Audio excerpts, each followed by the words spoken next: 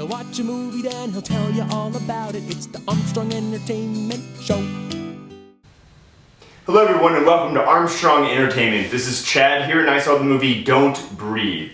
Now, this movie is directed by the same director as Evil Dead and it also stars Jane Levy. She was also in Evil Dead. And that is probably the main reason why I went to see this movie. I really enjoyed the Evil Dead remake. I thought it was really good. Jane Levy, that's the first time I was ever thinking, wow, she's like a really good actress. So when I saw this movie and she was in it, I was like, I'm gonna see it.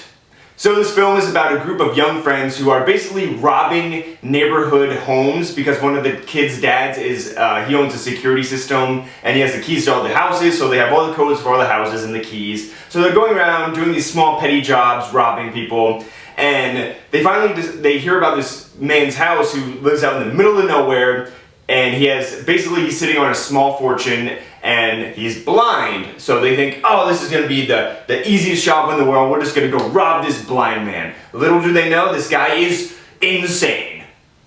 I don't wanna give anything away, so I'll just say things do not go as planned. And this is one of those films that I'm kind of sad because the preview of this film gave away way too much.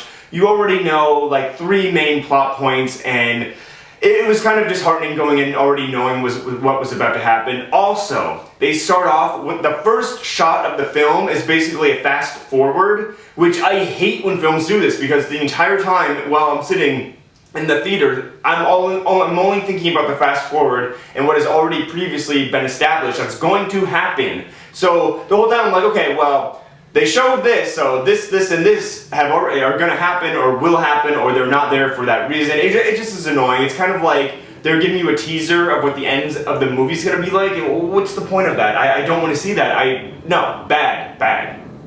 Another major problem I have with these horror thriller films is the motivation behind the characters. That is one of the main things I'm always looking for, is like, what is her motivation? What is his motivation? Why is this guy doing this? And I am happy to announce that this film, I was pretty much on board with everyone's motivation and why they were doing the things they were doing. So it just lets you like breathe into the film a little more, and I really enjoyed that, so I definitely give them kudos for that. This movie had some amazing scenes in it, some very like nail-biting, like holding my breath. I was like, oh, don't breathe, ha! That's funny. They did it to me. They made me not breathe.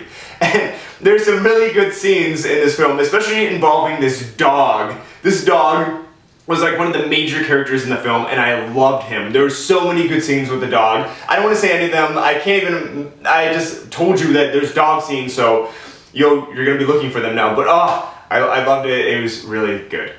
Overall, I thought this was a pretty good movie, especially for the genre that it's in, the horror thriller, because usually those are pretty bad. But like Evil Dead, the director who did that one also did this one, so I'm kind of not surprised I liked it now because he worked with Jane Levy again and they had a good cast. It was a good story. There were some little twists and turns in there. I definitely enjoyed this film, and I would say if you like Evil Dead, that's more of a horror movie. This is more of a thriller. But I would say check this film out. It's very short, so you're not like bored or anything. I was thoroughly entertained and I was on the edge of my seat. Go check it out. It is called Don't Breathe and it is playing in a theater near you. Until next time. He'll watch a movie, then he'll tell you all about it. It's the Armstrong Entertainment Show.